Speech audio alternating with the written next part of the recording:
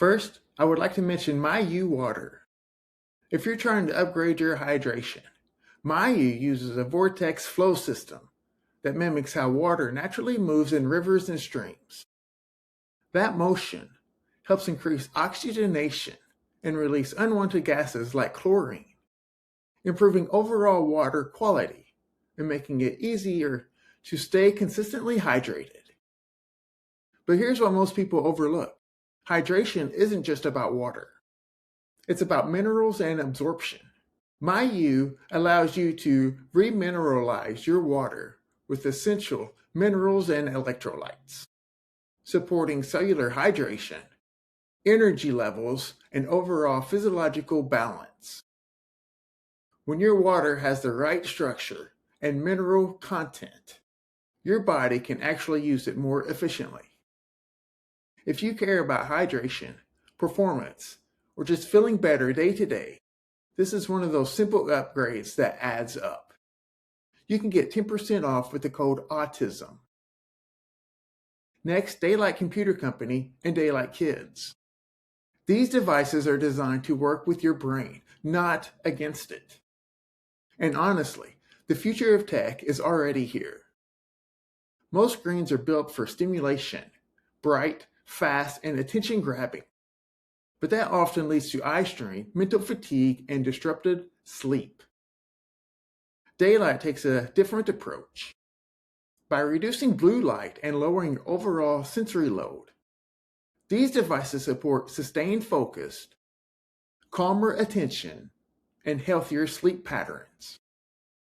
For anyone who feels drained after screen time, or for kids whose nervous systems are still developing, this creates a much more natural, regulated way to engage with technology.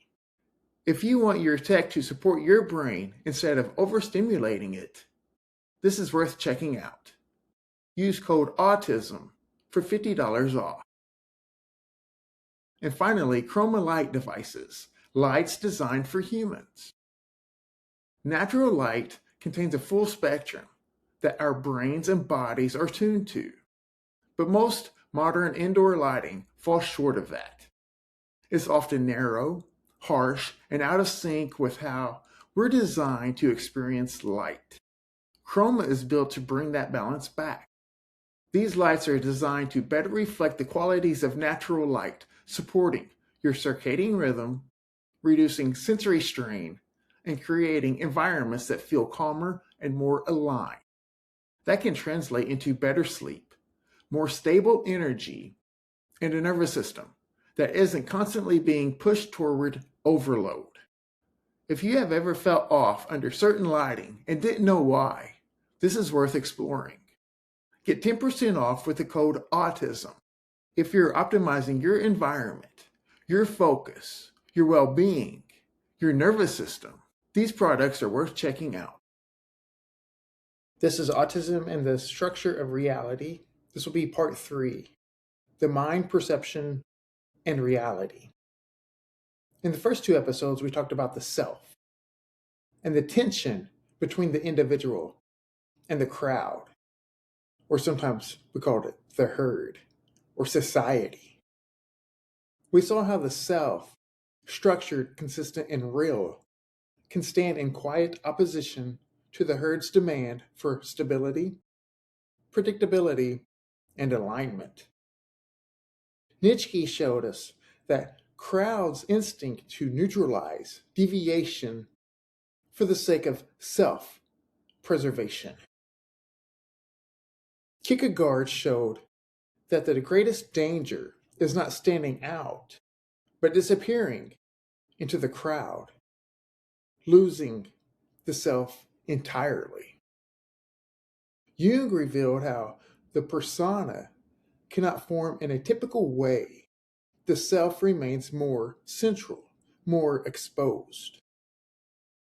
And Dostoevsky gave us the underground man, the hyper-aware individual who perceives the so-called crystal palace of collective harmony and still refuses to enter it because his internal structure will not allow the lie. Now we go one level deeper. Because underneath the clash between the self and the crowd lies a more fundamental question. For today's episode, we will ask, what is reality from the perspective of the mind? Not reality out there, not reality as it is perceived, filtered, constructed, or lived. We are not claiming these thinkers or these findings describe autism specifically. Instead, we are using their insights to illuminate how differences in perception and processing can create fundamentally different lived realities. And why that difference is exactly what produces the tension we explored in the first two episodes. Because if perception itself is different, then the experienced world itself is different from the start.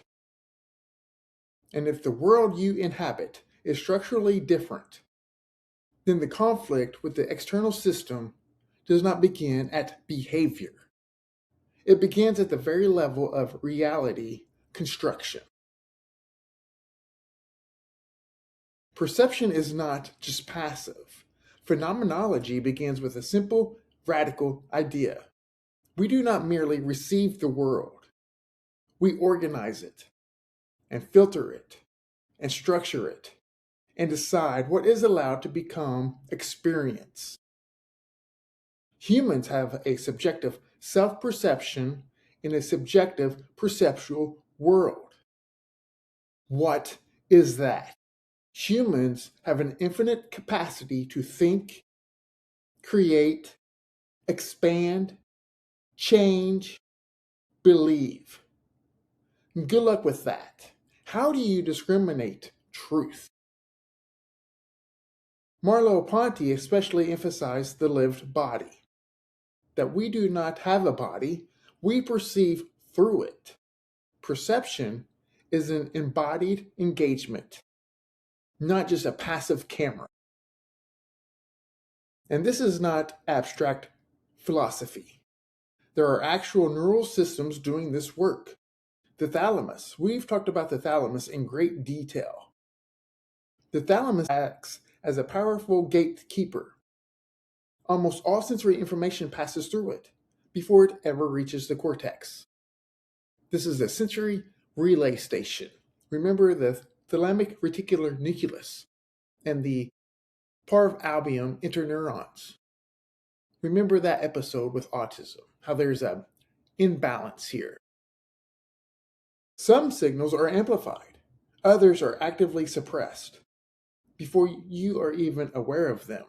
Remember, we use the security guard that this shell, the thalamic reticular nucleus, acts like. Some sensations have easy access to the thalamus. Some do not.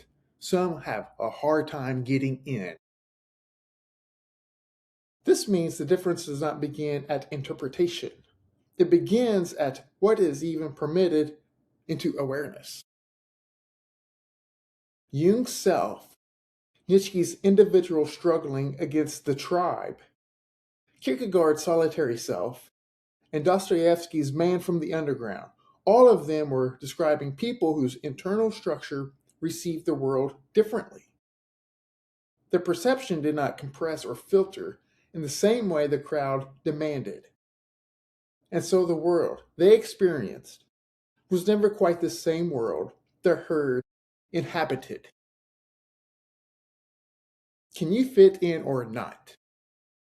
Are you like the so-called normal people or not? The world you experience is not just what is there. It is what your brain structure allows through. This gatekeeper of experience, William James captured it perfectly. Quote, "My experience is what I agree to attend to." But attention is not merely a conscious decision. It is a biological process shaped by large-scale brain networks. such as the prefrontal cortex and the parietal regions, working in concert to prioritize certain inputs while actively decreasing others. See the whiteboard episodes on the internal calculators and the sensations to perception episodes. Rhythmic brain activity, particularly in the alpha band, plays a central role in suppression. Higher alpha power in a region often signals active inhibition. Remember the excitation and inhibition kind of conflict with the autistic phenotype. So attention does two things at once. It amplifies what matters to your structure. It suppresses everything else. Attention does not just select reality. It actively excludes alternatives.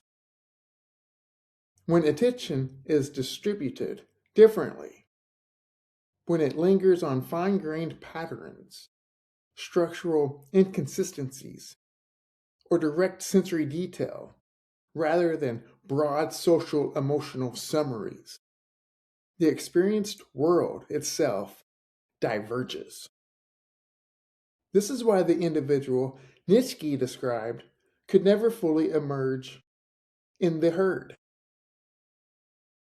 This is why Kierkegaard's solitary self could not disappear into the crowd without violence to its own structure. This is why Dostoevsky's underground man saw rational, predictable, so-called crystal palace and felt only revulsion. His attention was tuned to a different frequency. You do not experience everything. You experience what your brain selects and what it deliberately suppresses.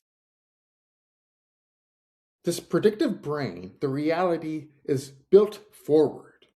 The brain is not a passive recorder, waiting for reality to arrive. It is actively predicting it. The brain is a prediction machine, and it does not like to work. It just wants to respond. Higher level cortical regions send predictions downward, and lower level sensory regions send incoming information data upward. Perception arises in the dynamic comparison between the two. This is predictive processing. Most of the time, predictions and inputs align closely, enough that the world feels stable and continuous. It's a major goal of the brain, the central nervous system, stability. When they do not, prediction error drives updating and learning. Brain rhythms coordinate the entire dance, such as beta rhythms help maintain existing predictions, while gamma rhythms support detailed sensory processing. And here is the deeper truth. We do not respond or react to the world. We respond or react to the predictions we have of the world. In some neurotypes, this balance tilts differently. Greater reliance on bottom-up sensory detail and less on strong, top-down priors or top-down inhibition. The system becomes less constrained by expectation and more exposed to raw, unfiltered detail and patterns, inconsistencies, and unexpected changes stand out with unusual clarity. Nietzsche's highest insights, sounding like follies to those not predisposed to them. This is partly a matter of predictive structure. The herd's predictions are tuned for stability. The individuals are tuned for precision. Kierkegaard's self, that must actively relate to itself, must do so in a world whose predictions do not match its own. That's an incongruence. Dostoevsky's man from the underground refuses the collective prediction of harmonious order because his own predictive machinery reveals the cracks. that is a strong detail. You are not seeing reality directly. You are experiencing your brain's best prediction of reality and how well or poorly it matches the incoming world. The Salience network is a hot topic and frequently discussed on the podcast. What gets flagged as important? Where do you send your spotlight of attention? Not all information is treated equally. The Salience network involved the interior insula and the ACC, the anterior cingulate cortex. We have many episodes and whiteboard episodes on these two regions specifically. These tag signals as important or urgent or worth attending to. Now imagine if this tagging system operates differently. Remember the episode on the spindle neurons specifically, these specialized neurons for socialness and navigating the social world. They're highly involved with the insula and the ACC. Amongst other things, these two brain regions are very fascinating. If different things are flagged as salient, fine-grained structural detail instead of broad social summaries, or local patterns and inconsistencies instead of global context, or direct sensory precision instead of compressed emotional cues. Again, see the episode on autism and intuition.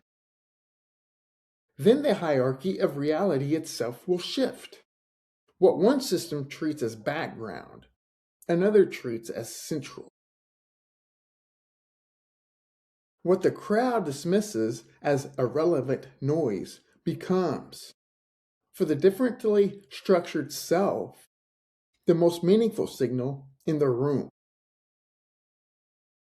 This is the precise mechanism behind the divergence Jung described when the self remains more central because the persona cannot form around the crowd's priorities. Another incongruence. It is also why Nietzsche's individual is constantly misread. The herd's salience network is tuned for the group stability, not the individual precision, not the individual's needs. It is why Kierkegaard warned that merging the crowd dissolves the self. Your own salience markers are overwritten. And it is why Dostoevsky's characters feel both painfully alive and painfully alone. They cannot stop noticing what this crystal palace refuses to acknowledge. Reality is not just built from inputs. It is built from what your brain decides matters. So how do you filter and compress all of this? Most neural and social systems rely on compression. They simplify patterns and signals and interactions for speed and efficiency. But compression always removes detail. For most. For the autistic phenotype, not so much. Now imagine a system that compresses less, that retains more raw input, more variation, more structural precision. At the neural level, this can reflect differences in how strongly signals are filtered through the thalamic and cortical mechanisms, or how prediction errors are weighted. Remember refinement versus diffusion with these thalamic cortical pathways. Such a system will detect more patterns and inconsistencies, process information more deeply, maintain higher fidelity to incoming data. Less compression means higher fidelity, but lower speed. It will take longer to integrate. It will resist rapid simplification. It will struggle with the compressed, surface-level demands of fast social exchange. Equals Social awkwardness equals social communication and interaction problems. This is the structural reality behind the tension we have been tracing. What looks like slow processing may actually be less compressed processing, and what looks like fast processing may depend on losing detail. The crowd Nietzsche described loves immediate certainty and compressed norms. Nietzsche loved to talk about immediate certainty because that's a very human thing. Kierkegaard's crowd is untruth precisely because it demands that compression. Jung's self, when it remains central, refuses to let the persona perform the compression at the cost of internal truth. Dostoevsky's underground man rejects the entire crystal palace because he cannot compress his perception into the required lie. The more detail you keep, the harder it is to move quickly through the world the crowd has built. The more you compress, the more of yourself you lose. Now connect everything here. From the earlier episodes, Jung's structured self, Nietzsche's herd and the struggle of the individual, Kierkegaard's warning against disappearing into the crowd, Dostoevsky's refusal of collective illusion. And from this episode, perception is filtered and embodied. Attention actively selects and suppresses. Predictive processing builds experiences forward, and salience assigns what matters. Filtering and compression shape what is retained. Altogether, different processing equals different experienced realities. Not metaphorically, but literally. Not different interpretations of the same world, but different constructed versions of it. Two people in the same physical environment can inhabit fundamentally different worlds. It's easy to understand and see. You experience it all the time. And you notice it. It's easy to notice for you. Because their brains are selecting, filtering, predicting, and prioritizing at a structural level the crowd cannot see. Now return to the conflict. The social system expects speed, compression, shared predictable signals, but if a mind is operating with more retained detail, different salience, stronger bottom-up processing, then the mismatch is not behavioral first. It is computational, and it is structural. We do not respond or react to the world. We respond or react to the predictions we have of the world. The pressure from society is applied at the behavioral level. But the difference lives at the level of reality construction itself. This is why the usual solutions often fail. They target the output instead of the system producing it. Understanding these mechanisms does not remove the external pressure, but it changes how we navigate it by seeking environments that better match our natural processing style, by using the persona consciously when needed, without letting it replace the self, and by recognizing that different realities bring different strengths. You cannot solve a processing difference by applying pressure at the surface. Across these 3 episodes, we have built something coherent and powerful. Jung showed us the structure of the self. Nietzsche and Kierkegaard, and Dostoevsky actually, revealed the timeless tension between that self and the crowd. Neuroscience has now shown us the precise mechanisms underneath, how perception, attention, prediction, salience, and filtering create the very ground on which that tension stands. And what it reveals is this: the issue is not just difference. It is that differences exist at a level most people never see, at the level of perception and attention and prediction and reality construction itself. The tension between the individual and the system is not accidental. It is grounded in differences in how reality itself is organized. The question is no longer, why is this person different? The question would become, what kind of world are they experiencing that others are not? If this has done anything, these last 3 episodes, it was not to give you a simple answer. It was to change the question, not what is wrong, but what is happening at the level we usually don't see.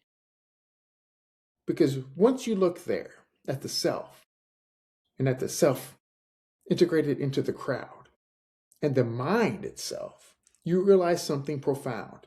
Difference is not always dysfunction.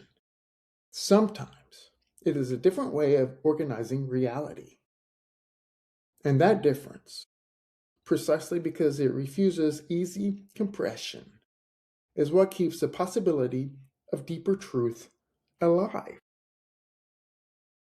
If you're listening to the podcast, listening to the episode, please feel free to leave a review or rating. In podcasting, reviews, ratings, and downloads are huge. And I very much appreciate your feedback. You can contact me on X at rps47586. You can email me info.fromthespectrum@gmail.com.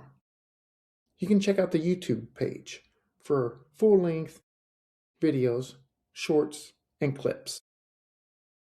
Thank you for listening to From the Spectrum podcast.